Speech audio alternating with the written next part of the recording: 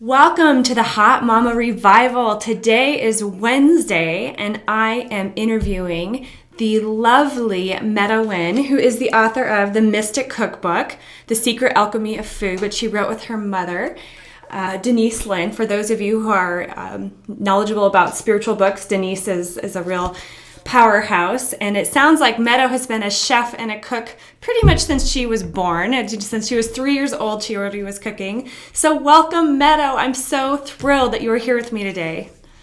Thank you so much. It's such a joy to be here, Erin. Oh my goodness. Well, so just for all of you guys, I met Meadow at a Hay House Ignite conference a few months ago. And, she just has this amazing presence. Meadow, you radiate such love. I can't even tell you, when you're in your presence, it's just such a warm and comfort. I don't know. I loved meeting you. And then when I heard her... Likewise. Aw, well, we have this definite click. We clicked right away. And then I heard her talk at this conference, and I felt like I wanted to have my notebook out because she had so many interesting stories and facts about the food that we eat and how it affects our body and the spirituality behind it. I can't tell you how many times I've told people the different stories that you shared, Meadow. Oh, wow. Seriously, especially, I'd love to have you share some of those here today. Well, when we get started. But so Meadow, can you just tell us a little bit about yourself? I would love to hear about, how you came to be a chef. It sounds like you have such an interesting history, and I would love for you to just kind of give us a little bit of background about you and how you became to be this amazing chef and author that you are today. Thank you. I'm going to put my knee up here, get a little comfortable. As you should. I've been obsessed, I guess is the right word, or passionate, maybe that's a better word, about food and cooking my entire life. From the time I was 3, I started mixing and concocting in the kitchen. Some of my earliest childhood memories are like dragging the kitchen chair or the dining room chair into the kitchen to crawl into the cupboards because I wasn't quite tall enough to reach them, and I'd pull stuff out and I'd mix and match. And the first dish I ever created, well, at that time, I wasn't quite as good at naming recipes. I called them tahini balls. And I was raised without sugar, wheat, dairy, or sugar. Maybe that's it. That's a lot of things not to be raised with. So for me, these were a really special treat. And I mixed tahini with a little bit of peanut butter, some cocoa powder, some honey, and then I rolled them in coconut. And they are still really delicious. I rewrote the recipe last year, and actually this winter, my mom and I taught a cooking class at Rancho La Puerta, which is a health spa in Mexico, and they have a culinary institute. And this was one of the recipes we taught, and they're a huge hit because they're packed with protein and energy, but they're still pretty good for you. And I created that recipe when I was 3.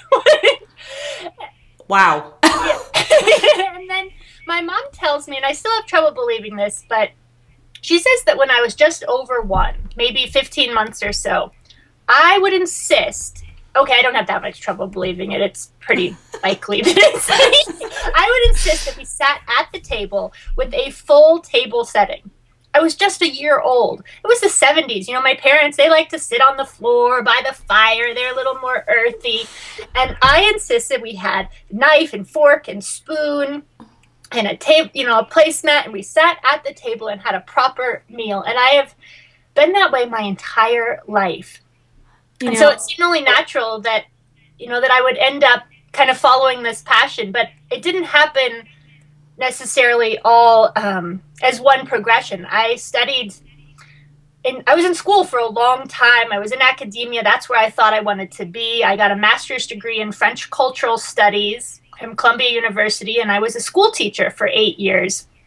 And 4 years ago, and I've always spent the summers for 18 years doing all the catering and cooking for my mom's soul coaching and interior alignment retreats. So I've always been kind of living that passion, but I decided after 8 years of teaching, I wanted to do it full time. And as you know, Erin, from the talk at Ignite, I talked about how scary it was to quit and leave behind a good salary and benefits and all of the training that I'd done. But I also knew that I had to follow this passion and see where it would go. And people would say, how can you do that at the height of the economic downturn? I thought, if I don't do it now, when will I? And I was single, well, I still am, and I had no kids, and thought, like, I don't have any dependents. This is the time to make that leap. I might fall flat on my face, but if you don't follow that passion and try, how will you know? You know, and I love teaching, but I really wanted to explore this part of my life as well. I'm so glad you did, because this is the most unique cookbook I've ever looked through. And I have tried a number of the recipes now, and my family has loved every one of them. And just having this cookbook out, like, it inspired me to like want to light candles, have good music playing, and like have a glass of wine while I cooked. I mean, so beautiful. Well, okay, so I want to get into a couple of things here. So my audience is women and moms who, you know, we just needed a little bit of inspiration. We all could use it. Everybody could use it. And I think one of the biggest things that becomes a source of drudgery in our lives is cooking meals. And that is a sad thing to say out loud, but when you've had a busy day, especially moms that work outside the home, just the mere duty of trying to get groceries in the house and then having to come up with meals every night, it starts to lose that that sense of beauty and mysticism that you describe.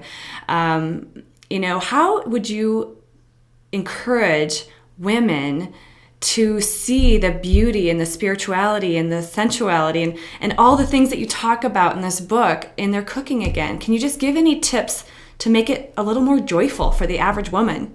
Yeah. Well, you know, there are a number of things that you can do. And one of the things in the Mystic Cookbook, we talk about it not being really a cookbook in a traditional sense. As you know, there are many delicious recipes, you know, in my very unbiased opinion.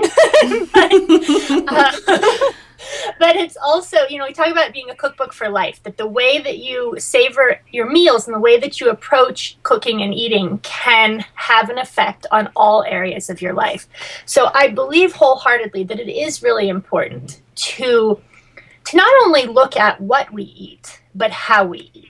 But I do know, you know, so many of us are so busy, you know, even though, you know, I wrote the Mystic Cookbook, some days I eat on the fly too, or I like to spend time eating, you know, drinking my morning tea outside by my garden. Often it's, you know, quickly in front of emails. So, you know, we all have these busy lives, but there are many things that you can do. Even when you're racing around and you've got 3 kids, you're toting around, you're trying to get the groceries, you're trying to answer the emails and the phone calls, and some of it is very simple. You know, we have in the Mystic Cookbook something called legendary meals, and these are meals that are big events. They're transformational experiences that elevates food beyond simply getting calories and fuel for your body. But it can be very simple too. Maybe you get takeout. You know, we all do, and we're busy. But take that time to put it on a plate and arrange it beautifully. And simply that time that you spend putting it on the plate is putting energy into that food, and it is making it something special. And it will actually taste better because you've put a little bit of time into it and you've put it on a nice plate. And your family will appreciate that. And it doesn't have to take that long to put takeout on a plate. You know, another thing that you can do is, you know, it doesn't have to be a complicated meal, but a way that you can put that energy and joy and love into it is by saying a blessing or saying grace before meals. You know, it works. Cultures and religions throughout time have done this for the very simple reason that it works. And one of my favorite things is when I say that blessing or grace, or sometimes just quietly in my head, I'll spend 15 seconds and I'll think about where that food came from. And it's a fun thing you can do with your children too. You know, ask them, okay, we're having rice. Where do you think that came from? And you can mix in geography lessons, history lessons, cultural, you know, where did that rice come from? Did that rice come from Chico, California? Or maybe it came from Thailand or China. And you think about where it was growing in the rice paddies. Or maybe you're having carrots and you think about, well, do carrots grow below ground or above ground? You know, you can make it age appropriate for your children or for yourself. And I like thinking about the wind and the rain and the sun and the people involved, the farmers, the people who, you know, planted and harvested that food, the people who took it to market, the people who stocked the shelves at the market, and the people who cooked that meal. And all of that can take 15, 30 seconds. It doesn't have to take very long, but it can begin to deepen your connection to your food and open your consciousness to this entire global world of our food. So even when you're racing around and you're feeling busy and maybe you're eating, you know, frozen pizza, but you can still spend a few minutes thinking about what's in that food and what brought it to your plate. So what I'm hearing you say is that it's important to have two things, ritual and gratitude. And I think infusing ritual into your life, I've noticed that my kids love ritual. It's kind of that routine and ritual. It's comforting to kids in particular. So every night, before bedtime, my kids love to say their prayers and ask the angels to watch them while I sleep and all these different things. And I think the same thing, if we create that around food, you're absolutely right. It doesn't matter what we're serving necessarily, as long as, we're putting kind of the right energy into it. And I also love the gratitude part. Like what you're saying, Meadow, is right, that, you're not only being grateful for the food, but for the animal that maybe gave its life for the food, or the farmer that worked hard to raise the wheat or whatever it is. I think that is so beautiful. And it really does make a difference.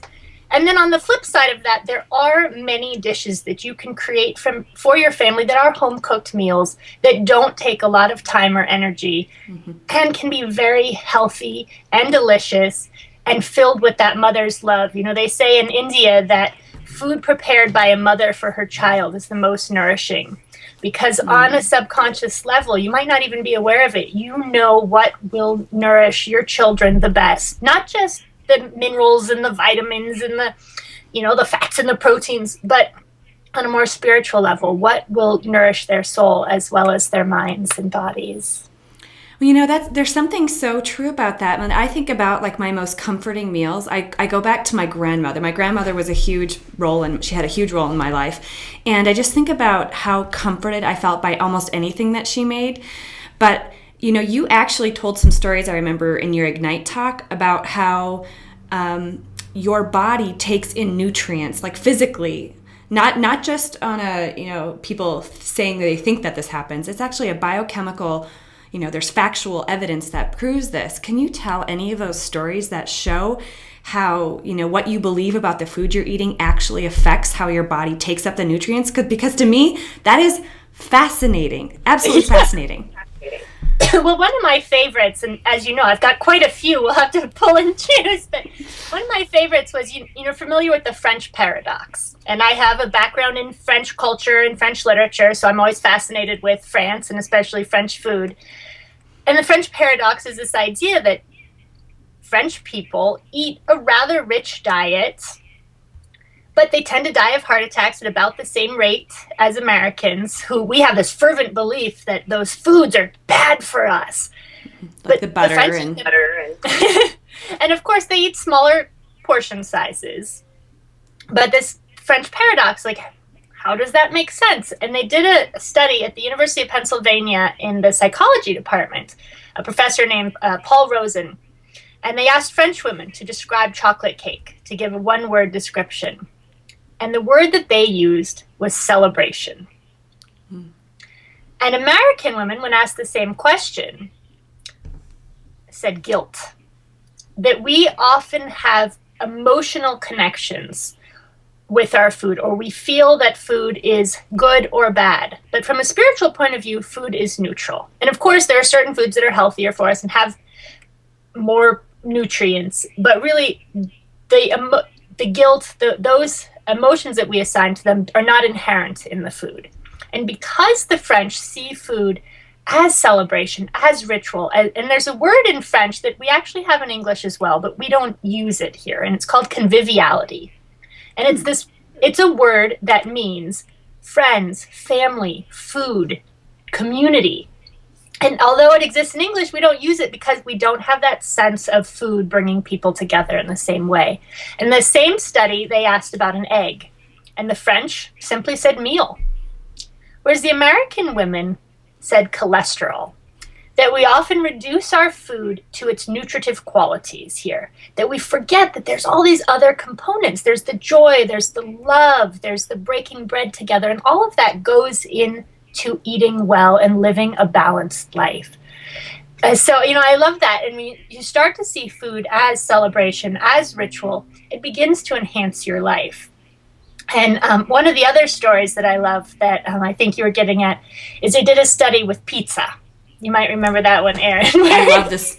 I've actually told this story. I'm anxious to hear you tell it again because I want to make sure I've got all the facts right.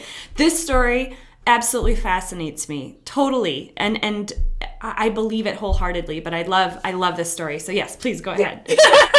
Well, this is reported in Natural News a few years ago, and they did a study at a university where they hired 4 actors to play 2 couples. And they had a pizza dinner, and these couples, these actors, were to act as though they were long-lost friends. They were so happy to see each other. And before this meal, they tested their blood cholesterol level. And then they weighed the cheese and made sure that they ate the exact proportions of pizza that they will in the second part of the study. And so during the meal, they're hugging, they're talking, they're catching up on their past, and they're having this joyful meal together. And after the meal, they tested their blood cholesterol level again. And of course it was elevated because they just had pizza. But it quickly dissipated when it was tested later. Then they redid the study. As I said, they measured the cheese, made sure it was all the same as before. But this time the actors played 2 couples who were mortal enemies. And they were very unhappy to see each other. And they were very stressed and anxiety-ridden during this meal. After they ate the pizza, they tested their blood cholesterol level again. And once again, it was elevated. But this time, it didn't dissipate. Because the emotions that they were feeling while they ate had actually affected the way that their body metabolized the food.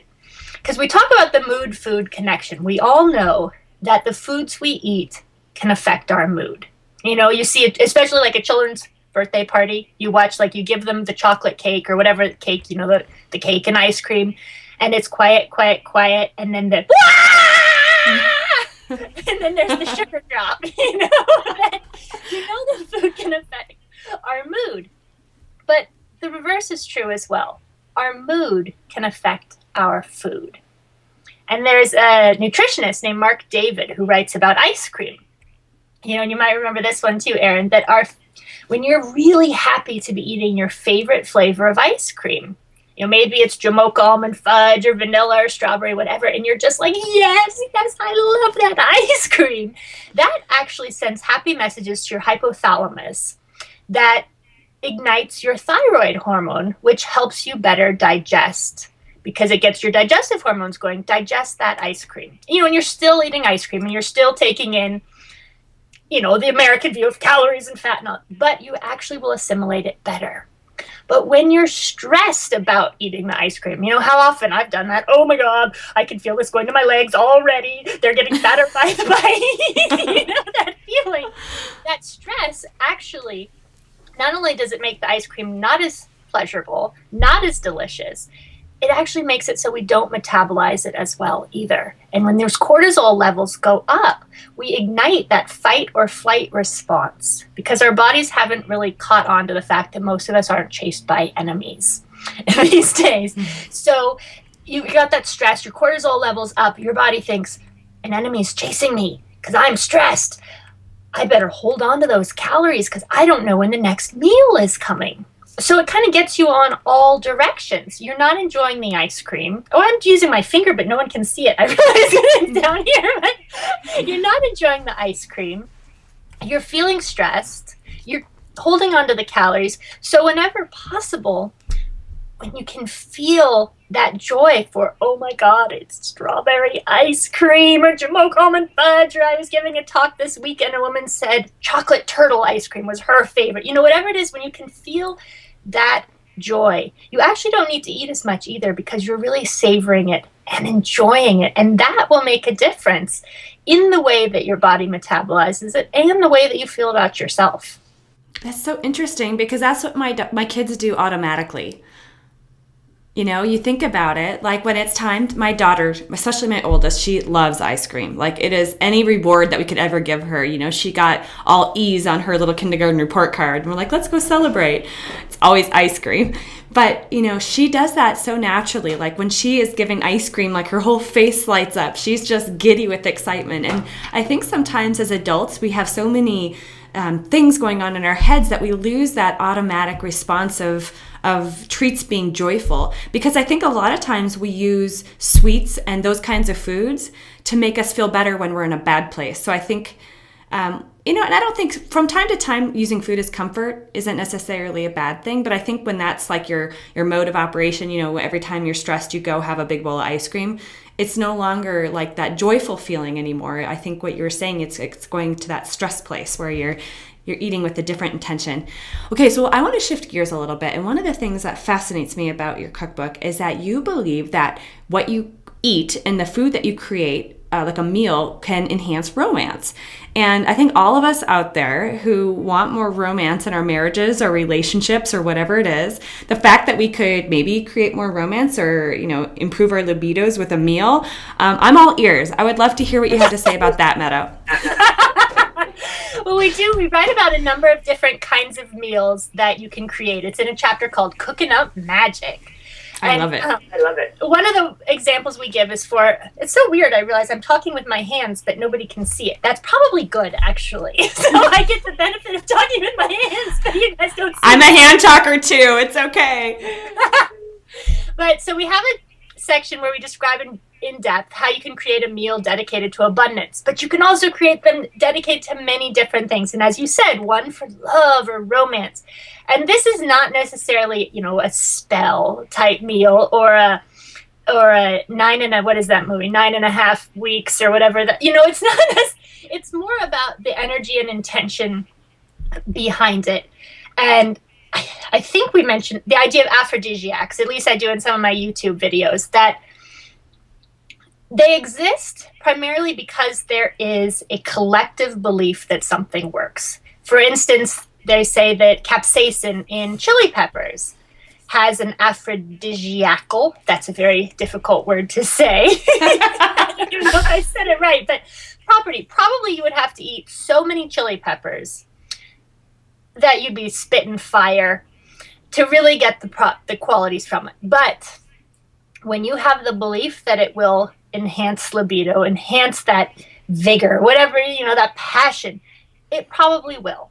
And then using the example of the chili pepper again, it's red, and red is that color of sensuality, passion, vigor. It's that base chakra. It's that color. So that's one part of it. The other side is when you create a meal dedicated to romance, you can approach it in many different ways, but when you put that love and intention into it, it might be as you stir that soup, you're stirring in the love and joy that you want to find in your relationship. Or if you're cooking for your children, this would be more, a familial love rather than the romantic woo-woo, baba-boo kind of love. But you're stirring that into that soup, and you're putting that love, that intention, on a very conscious level into the soup.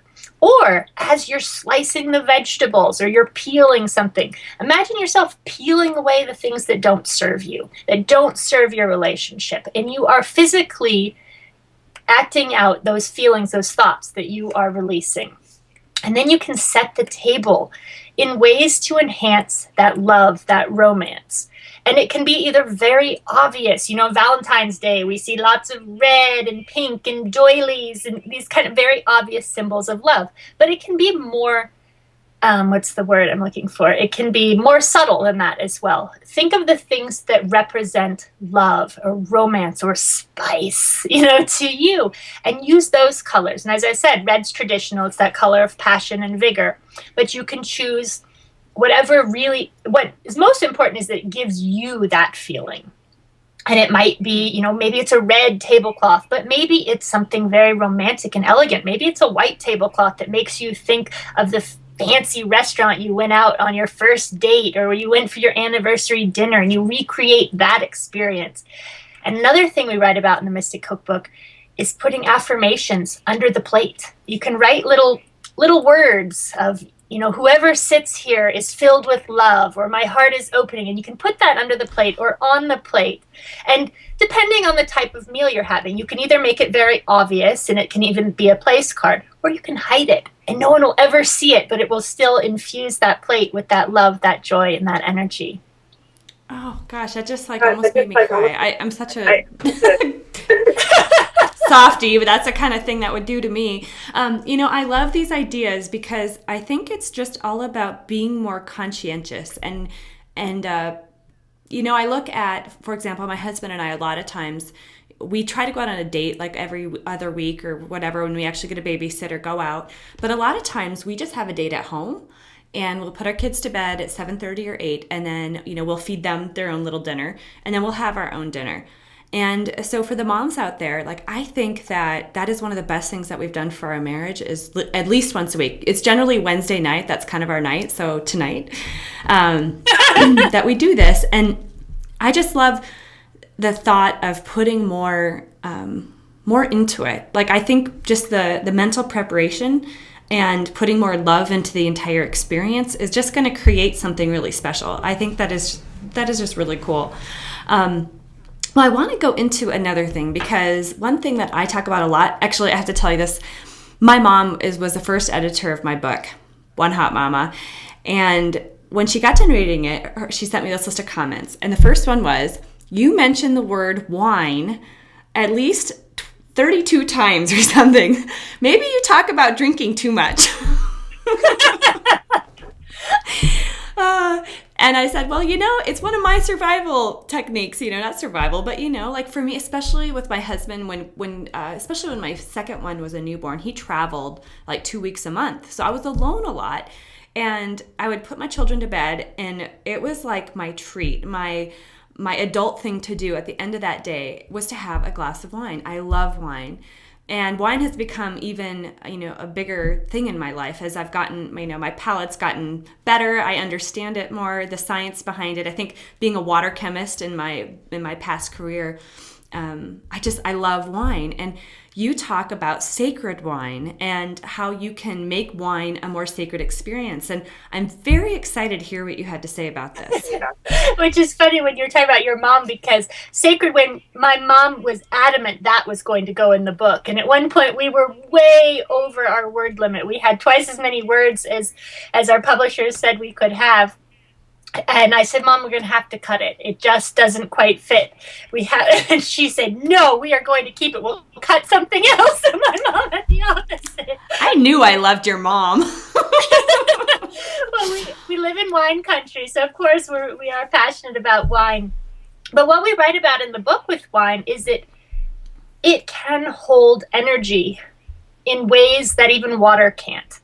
And I also think it's fascinating. Jesus' first miracle at Cana was turning water into wine. Throughout history, or the Dionysus from Greek mythology, and the Dionysus is the god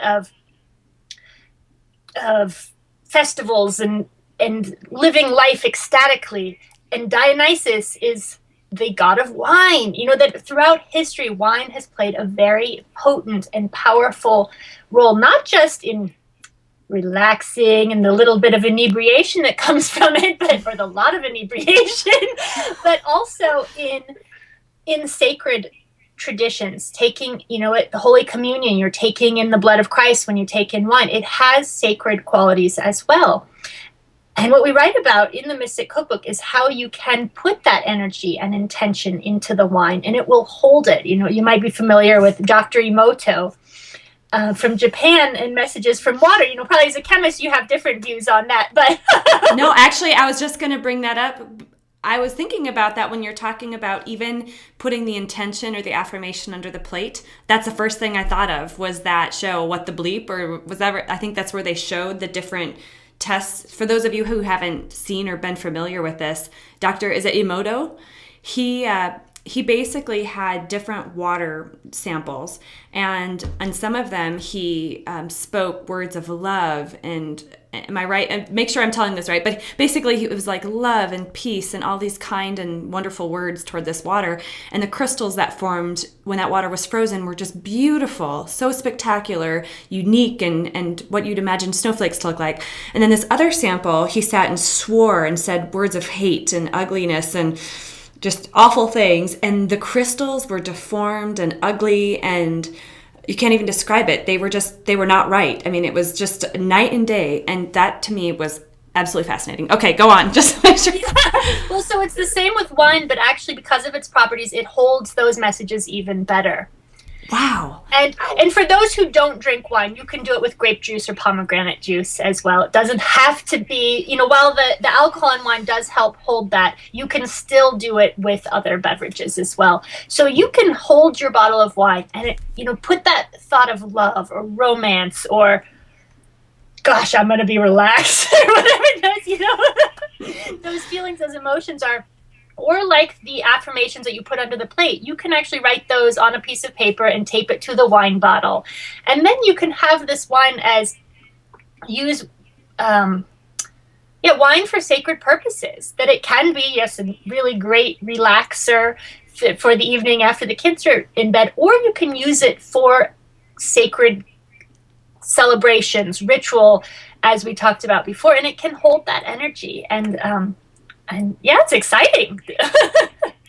So have they done the same studies where they've looked at the crystals done with wine and the crystals done with or wine that has been like loved and ritualized with good things, and then wine who's had the bad words and the negative energy put toward it? Have they done the same kinds of studies with wine? I'm not sure, but it's something my mom's really passionate about, and so she knows more about it than I do, but I do know from what she's told me that it holds the energy in ways that even water doesn't. Okay, well, I want to take a quick diversion. So your mom is a fascinating person to me, and I want to know what it's like and how it's influenced you, because like I said, my target audience is mothers, and we all are raising children, doing the best we can. And for those of you who don't know Meadow's mom, Denise Linn is a prolific author. Anybody that's into Hay House books knows Denise. She writes about angels. She writes about spirituality. What was it like growing up with a mother who, was into all of those things, metaphysical and spirituality? And what things would you recommend that mothers do from the way you were raised for children? Because it sounds like she raised you in a way to be very self-confident, self-assured, and, the little injections of spirituality clearly throughout your life have made you an amazing woman. Thank you. It's interesting. It's like a child that's raised in a specific religion or culture. You don't know any different. That was what I knew, so that was my normal. But also, I went to a very traditional middle school and high school, my choice. And I didn't necessarily go to the lunch table and say, hey, so how's your chakra today? I worked really hard at fitting in and being normal and traditional at the more conservative school that I went to. And so I'm a Libra, so I had this kind of balance in my life that I'd lived in both worlds in a way, which I think was good, especially as a Libra. It gave me that balance, that sense of understanding both kind of the metaphysical, spiritual world of my mom and also the more kind of traditional world of many other people. And so it, now I lost my train of thought, but it was great because I had that, I grew up with chakra as part of my vernacular, but I also grew up with many friends that didn't live in that world, and now I totally lost my train of thought. I just think it's so cool. This is totally off the topic, but I'm just so fascinated by it because I grew up in South Dakota. My parents are very traditional Midwestern Lutheran, and so I never really knew what meditation was. I didn't know what chakras until I remember in a Veda salon, and they're talking about your chakra balancing, and I'm like, what's a chakra? So I think it all started for me like my own process through being a yoga practitioner and my search for spirituality. I tried every church in Minneapolis, not every church, but I tried many different churches. I'm just curious. And just being I've been different from my family since I was a kid. Like I was doing interesting spiritual things for a long time. I didn't even know what I was doing. And so I just think what a difference it would be to grow up in a house where that was just the norm, and the things that you talked about your angels and all those things as a normal practice. Well, I think I had kind of a reverse experience because I went the other way. I wanted to be quote unquote normal.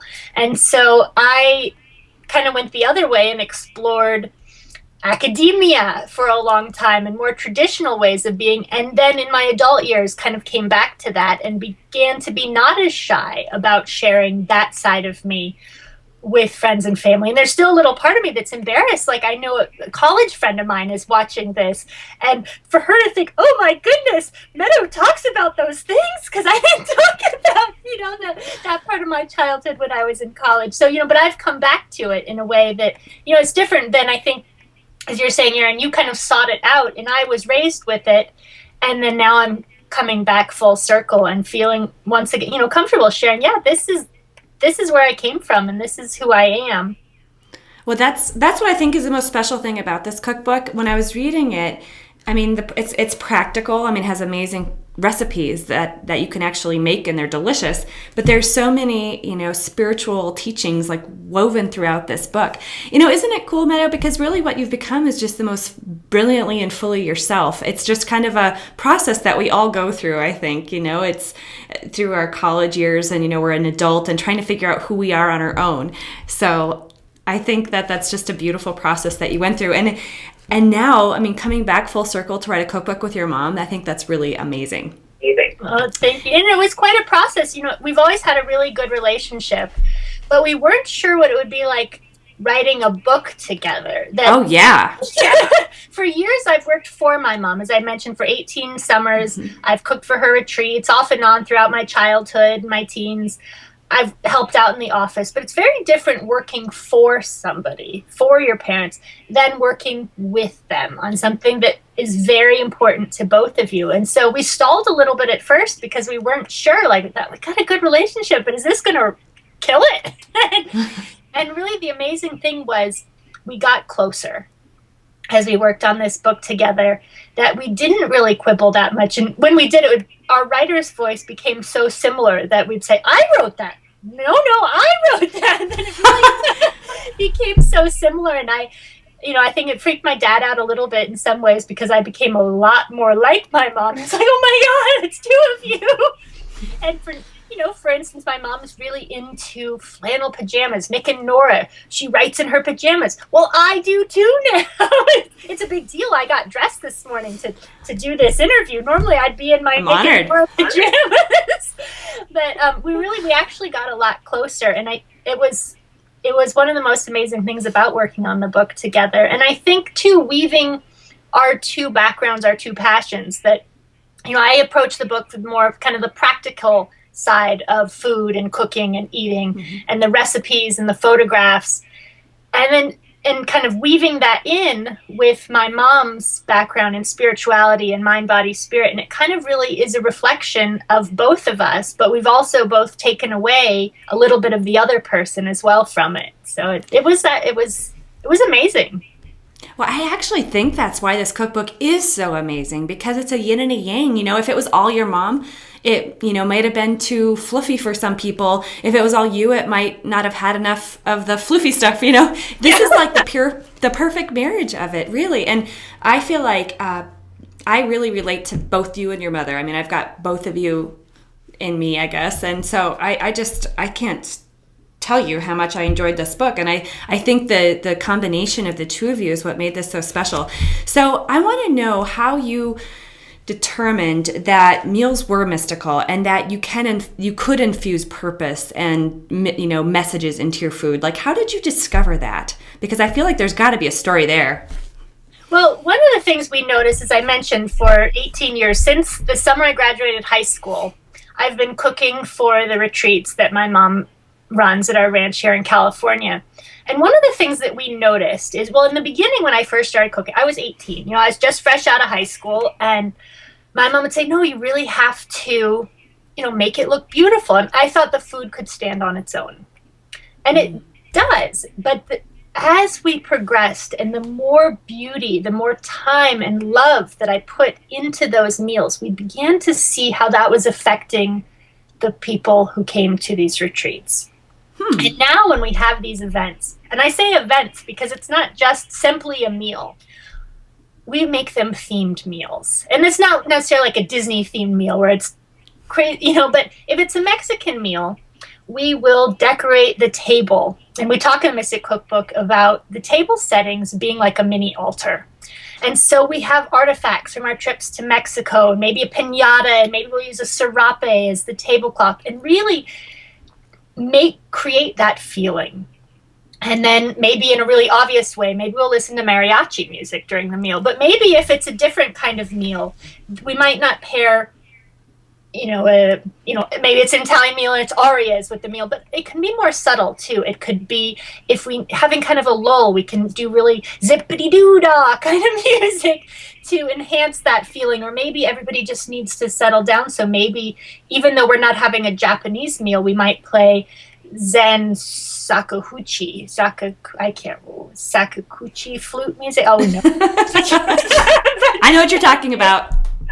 Yeah, calm and peaceful to go with it. And so really setting the scene for the meal, not just with the food, but the way that the tablescape, the sounds, the scents look. And then we'll talk about the food and how the recipe came to be, or where the food came from, or what was my inspiration for the creation. And one thing I do sometimes too is I'll have the guests close their eyes for a couple minutes and imagine if we're having a meal. I like to make a salade niçoise. It's salad from the south of France. I usually do it as a deconstructed salad that's in the recipe in the Mystic Cookbook. But I will have, I will have everybody close their eyes and picture for a minute they are in the south of France, that they are in Nice, and they're listening to the ocean and hearing the crashing waves and the children frolicking below, and they feel the warm pebbles beneath their feet. Or, maybe they're up above the ocean and they're in a cafe and they're holding the cold glass of Perrier in their fingers, and there's a really hot waiter, and and they hear the cicadas, and all of that creates that experience that it takes it beyond simple nourishment to transformation, to experience, to an event. And we noticed that from these meals at our ranch that people were having big shifts in their life, not just from the inner work they were doing in the class, but also because of the meals, that it was about community, about celebration, and that it really was affecting people's lives. And so we began to see that the more you savor your meals and the more you live deliciously, the more you savor your life. And so that was one of the kind of the impeti for the book. Well, that's really interesting, because one of the biggest complaints I hear of my girlfriends and women that work with me is meal times can be very stressful when you've got young children. In fact, my best friend and I, when I was spending time at home, one of my best friends, we were talking about, she was complaining how meal times have gotten to be so stressful because her kids won't eat. And then her husband keeps on, urging them, you need to eat your dinner, you need to eat your dinner. And he's getting more frustrated because they won't eat. And then, it just is not, like, their meal times are not a pleasant experience. And that makes me really sad. And we've had the same experience, at my house every once in a while. Like, my 1-year-old will just take and throw every bit of his food on the floor. And my 2-year-old's, cranky, and she's, not wanting to eat anything, and whatever it is. And so I can so see, I've actually done this without being really conscious of it, but I've tried to create a calm environment for our dinners. I light candles, I'll turn on, we've got this wireless speaker thing that I can hook my iPhone to, and I'll put it on like the Don't Worry, Be Happy Pandora station, or or just classical music, whatever it might be, like the arias you mentioned. And it really, it transforms the whole dinner table. And so the moms out there listening, maybe that's just one of the biggest take-homes of our interview today, is that first of all, I think the cooking the meal part has been a huge thing for me, because instead of seeing it as another thing on your to-do list, another bit of drudgery, I actually write about this in my book too, but trying to make it like an enjoyable experience. My sister-in-law has 2 little boys. And I remember when they were really little, they had so much energy, they were so demanding. At the end of the day, when my brother would come home, they had this old house that had, the swinging doors, so she could close the kitchen off completely. And she would be like, all right, you guys out of here. Like, she would close everybody out. She would go in the kitchen with pure, quiet, or she would listen to her headphones, and she would drink wine and cook dinner. And she said she loved, and her meals are so amazing, because for her, that was like her unwind time. And maybe we could all do a little more of that, is see the cooking experience, whether we're cooking with our partner, our partner's cooking and we're preparing the table, like making it a bigger deal, a more beautiful thing. I think that's absolutely true, that could just be transformational. And then the actual experience for our kids. My daughter, my 6-year-old, loves to set the table. And it's really interesting how she likes to create a beautiful table, like what she thinks is beautiful. Sometimes it's really funny. She'll like lay my wine charms all out on the table and like But involving your children in the process too will really, it will start them early on seeing mealtime as a time for family, for community, and they will actually enjoy food even more if they're involved, like your daughter, in the setting of the table or even the cooking. I have a friend who has a mobile culinary school for children, and she starts with preschoolers. Her youngest students are 3. And she had, safety knives, special knives for the little kids to use. And when they're really little, it's more about using your hands to create meals. But they've, done research that the more kids that are involved in growing their food and eating it, the less picky they are, the more they enjoy it. And on an energetic level, my mom says, it's because that they're actually putting their own energy and vibration into it. On a more physical level, it's that they are involved in the process. They see where that food came from. They created it themselves, and so they want to they have ownership of it. So you'll see a kid who hates Brussels sprouts, and then you show him where they grow and let him pick his own. Suddenly they taste amazing. So, and they've done research that children who eat family dinners, as I'm sure you know, Erin, actually do better in school because they have that family time. They learn how to speak and communicate, and all of that goes into creating this joyful dining experience. It's kind of an art form, Meadow, that I feel like our busy culture has sort of lost touch with. And I think back to when Steve and I were first married. We had just one child at the time. We spent 12 days in Italy together. And it was so romantic and wonderful. And I'll never forget these meals, especially in Tuscany, where, they would take hours. Like, I remember sitting down for dinner at like 7:30, and we were there till like midnight, just eating and drinking and eating. And I never felt too full because we were just eating little bits for hours. And we got to know this entire room full of people from all over the world. And I remember it was Steve's birthday. It was his 30th birthday. And hearing this group of people that we just met that night, by the end of the night, they're singing happy birthday to Steve and all these fun accents. It was it was beautiful. And I feel like we've lost touch with that. So what I was trying to say is that in the culture, like you were saying, in the French culture as well, the meals are such a drawn out, long kind of thing in general, where it's really, time to connect, time to do. And that's not always realistic when you've got young kids that need to get to bed and everything. But creating that is such a beautiful experience. And I think even if you don't feel like you're a very domestic woman, I think pulling off a nice dinner party in whatever fashion you can and having just a few friends over or having quite a few friends over, there's just nothing like it. Oh, well, we are running out of time. Meadow, I just think the world of you, and I love this cookbook. Are there any other stories you'd like to share that you think would be useful for a mom to hear? Wow. Oh my goodness. Not like putting you on the spot or anything, Yeah. Well, my favorite motto, and you can see it on my Facebook page too, is, eat what you love and love what you eat. And that can be extended to all parts of your life. Do what you love and love what you do. And as far as food, because that's obviously my main focus, it's finding those parts about cooking and eating that give you joy.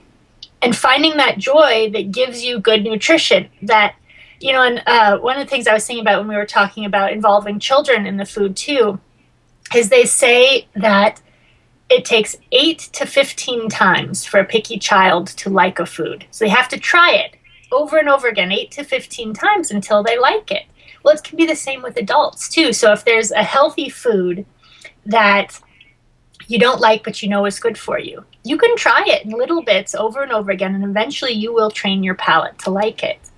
Because when we're eating things that we hate, that are, kale, it's good for me, it's good for me, it's good for me, I hate it. I actually love kale, but, that's all the rage now. Right.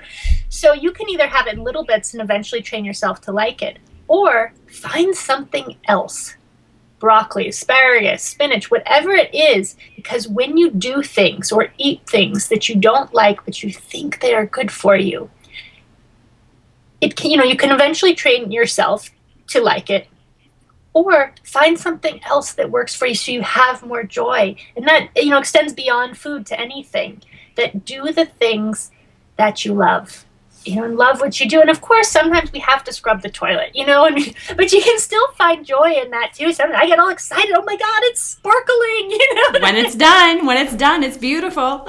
Yeah. So I guess that would be my main message, because that is what I believe so wholeheartedly. Eat what you love and love what you eat. Oh, that is such a wonderful message.